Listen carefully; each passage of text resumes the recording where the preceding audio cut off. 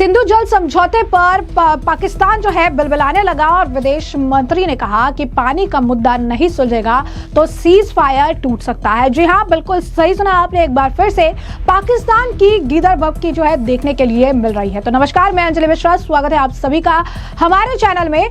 अब आपको हम बताने वाले हैं कि किस तरीके से सिंधु जल समझौते को लेकर अब पाकिस्तान के होश खराब हो चुके हैं। कल प्रधानमंत्री नरेंद्र मोदी ने जो है नेशन को संबोधित किया और इस दौरान उन्होंने साफ स्पष्ट शब्दों में एक बात कही और वो ये थी कि खून और पानी एक साथ नहीं बह सकता है। यानी उन्होंने साफ संदेश दे दिया कि तुम चाहे जो भी बोलो, जो भी करो, सिंधु जल समझौता अगर हमने रद्द किया है तो उसे हम नहीं ठीक करने वाले हैं और तब तक ठीक करने वाले नहीं हैं जब तक आतंकियों को सौंपने का काम नहीं किया जाता है, क्योंकि उन्होंने साफ कहा कि खून और पानी एक साथ नहीं बह सकता है। तो वही दूसरी तरफ आपको बता दें कि सीज फायर के बाद रोने गिड़गिड़ाकर पाकिस्तान ने सीज फायर करने के लिए कहा था। अब वही पाकिस्तान सीज फायर के बाद अब गीदड़ भभकी देना फिर से शुरू कर चुका है। भारत और पाकिस्तान के बीच सीज फायर बीती शाम को मुहर उस पर लग गई थी। दोनों देशों के डीजीएमओ ने आपस में बात करके सीज फायर को हरी झंडी दिखा दी थी। हालांकि सीज फायर जो है फाइनल हुए कुछ ही घंटे बीते और उसके बाद आपको बता दें कि सीज फायर उल्लंघन की बातें भी निकलकर सामने आई। वो भी छोड़िए, उसके तुरंत बाद जो है पाकिस्तान के मंत्री फिर से कुछ ऐसा बयान देने लगे जिससे पाकिस्तान की मुश्किलें और ज्यादा बढ़ने वाली है, क्योंकि अभी तक पाकिस्तान को ये बात तो समझ आ चुकी है कि पाकिस्तान की गीदड़ भभकी या जो आप कह सकते हैं कि उनको जो फेंकने की आदत है, इससे भारत को कोई फर्क नहीं पड़ता है। पाकिस्तान जो कि इस वक्त इंटरनल प्रॉब्लम से जूझ रहा है, उसके बावजूद उनके मंत्री जो है काम करने के बजाय बयानबाजी के पीछे ज्यादा आप कह सकते हैं जोर दे रहे हैं। पाकिस्तान के विदेश मंत्री इशाक डार का कहना है कि अगर भारत और पाकिस्तान के बीच पानी का विवाद नहीं सुलझा तो यह सीज फायर ज्यादा दिन नहीं चलेगा। पाकिस्तानी मीडिया के हवाले से इशाक डार ने कहा कि अगर पानी के बंटवारे पर कोई समझौता नहीं हुआ तो यह एक्ट ऑफ वॉर माना जाएगा। साथ ही उन्होंने कश्मीर के मुद्दे को इस पूरी लड़ाई की जड़ बताया। सिंधु समेत अन्य सहायक नदियों को लेकर पानी का बंटवारा अक्सर दोनों देशों के बीच विवाद का कारण रहा है। पहलगाम हमले के बाद भारत ने 1960 में सिंधु जल समझौते को रद्द कर दिया था। ऐसे में पानी का मुद्दा एक बार फिर दोनों देशों के बीच टकराव की वजह बन चुका है। पाकिस्तान के रक्षा मंत्री ख्वाजा आसिफ ने भी इस मामले को लेकर कहा कि भारत सिंधु जल संधि को निलंबित नहीं कर सकता है। उन्होंने कहा कि समझौते की शर्तें भारत को इस बात की इजाजत नहीं देती है कि वो एक तरफा इसे बाहर निकल जाए। ख्वाजा आसिफ ने कहा कि सिंधु जल संधि में ऐसा कोई प्रावधान नहीं जिससे इसे निलंबित किया जा सके। भारत की ओर से निलंबन का कोई सवाल ही नहीं उठता क्योंकि संधि की अनुमति नहीं देता। ख्वाजा ने भी कहा कि भारत के साथ रिश्ते में तनाव कम होगा तो सिंधु समझौते पर दोनों पक्ष बैठकर बातचीत करेंगे। लेकिन आपको बता दें, प्रधानमंत्री नरेंद्र मोदी ऑलरेडी कह चुके हैं कि अगर बात करनी है तो आतंकियों को सौंपने को लेकर बात होगी, अगर बात करनी है तो पीओके को लेकर बात होगी। इसके अलावा हम दोनों देशों के बीच में कोई वार्ता जो है नहीं हो सकती है। यानी साफ संदेश वो दे चुके हैं और यही कारण है कि पाकिस्तान बुरी तरीके से बौखलाया हुआ है, बिलबिलाया हुआ है। और दूसरी तरफ चिनाब नदी पर बने बगलिहार जल विद्युत परियोजना बांध के भी सभी गेट जो है आज बंद कर दिए गए। तो रामबन में चिनाब नदी पर बने बगलिहार जल विद्युत परियोजना बांध के सभी गेटों को बंद कर दिया गया है।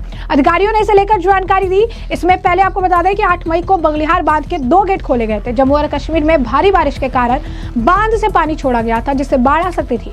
भारत ने पहलगाम आतंकी हमले के बाद सिंधु जल संधि को स्थगित रखा जिसमें 26 लोग मारे गए थे।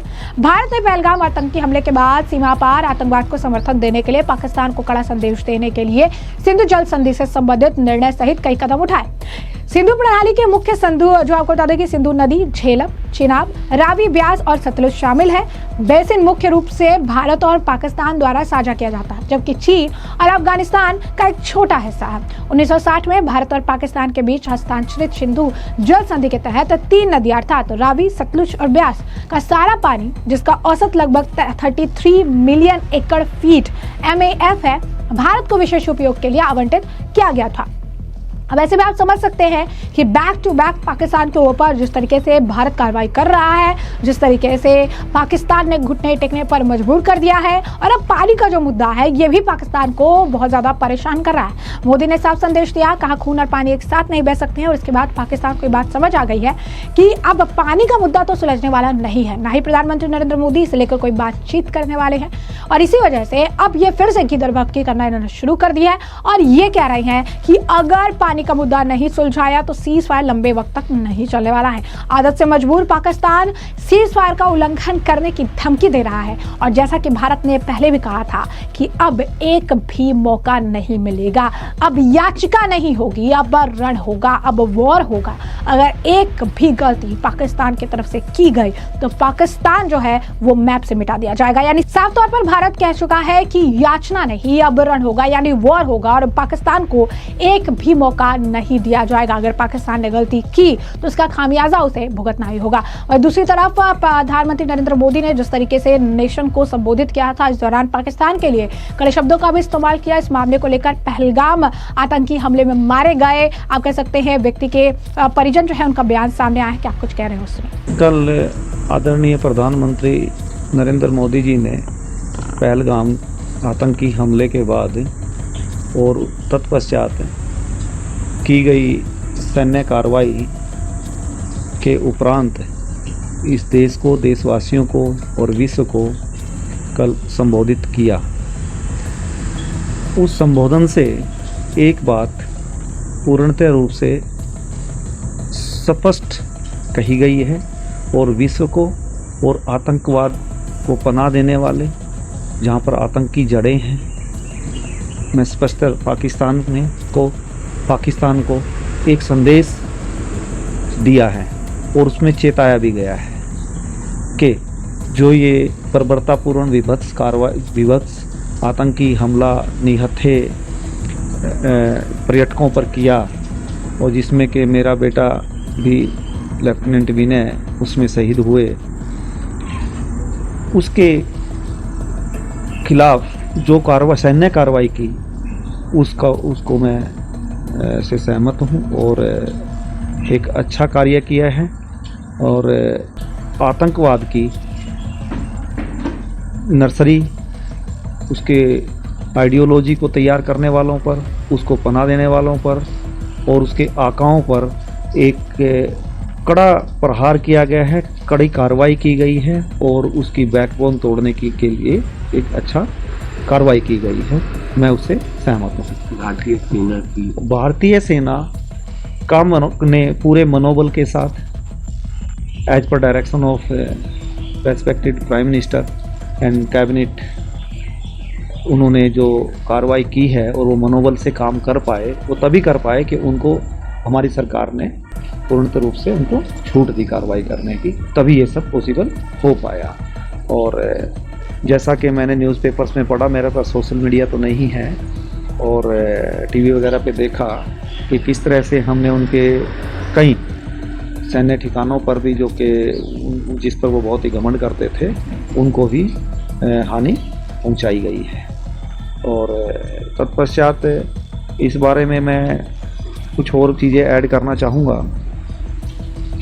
इस पहलगाम आतंकी हमले में हम 26 परिवारों का, मेरे समेत व्यक्तिगत हानि ऐसी हुई है कि इसकी क्षतिपूर्ति नहीं हो सकती, कभी नहीं हो सकती। परंतु इस तरह की निर्लजता से जो और निर्ममता से और कायरों की तरह पीठ से और नियथे लोगों पर जो वार करने का और उन पे हमला करके उनकी हत्या करने का जो हिमाकत उन्होंने की है, तो इस कार्रवाई के उपरांत पाकिस्तान को समझ लेना चाहिए कि अब उसके लिए कोई चेतावनी नहीं है। अब सिर्फ जो डेफिनेशन चेंज की है कि any act of war will be treated tantamount to war. तो एक भी कार्रवाई की, एक गोली भी सीमा पार से कुछ आती है टेरर रूप में या अन्यथा, तो वो अटैक ही होगा, उसके ऊपर वार ही होगा। ये बिल्कुल स्पष्ट रूप से हमारे आदरणीय प्रधानमंत्री ने उनको संदेश दे दिया है, और उसको समझ लेना चाहिए कि इस बार माफ़ नहीं किया है, ये स्थगन की गई चीज़ें स्थगित हैं। अब उसने कोई हरकत की तो उसको बख्शा तो नहीं जाएगा। और जैसा आदरणीय प्रधानमंत्री ने अपने संबोधन में कहा कि जिस तरह की आतंकवादी घटनाओं को अंजाम देने के लिए वो नर्सरी पैदा कर रहा है, ये बना रहा है और इनको पनाह देता है, इनको मोटिवेट करता है, इस तरह की मतलब आतंकवाद का पर्याय ही पाकिस्तान है। तो आतंकवाद का पर्याय पाकिस्तान है, तो आतंकवादी कोई भी उसने आगे कार्रवाई की ऐसी, तो पाकिस्तान का नामो निशान ही मिट जाएगा, नक्शे से ही खत्म हो जाएगा। तो तमाम आपने बयान भी सुने हैं और पाकिस्तान की स्थिति भी देख ली है, और ऐसे में अब इस पूरे मामले पर आपकी भी जो राय हो कमेंट सेक्शन में कमेंट करके जरूर से जरूर साझा करिएगा। धन्यवाद।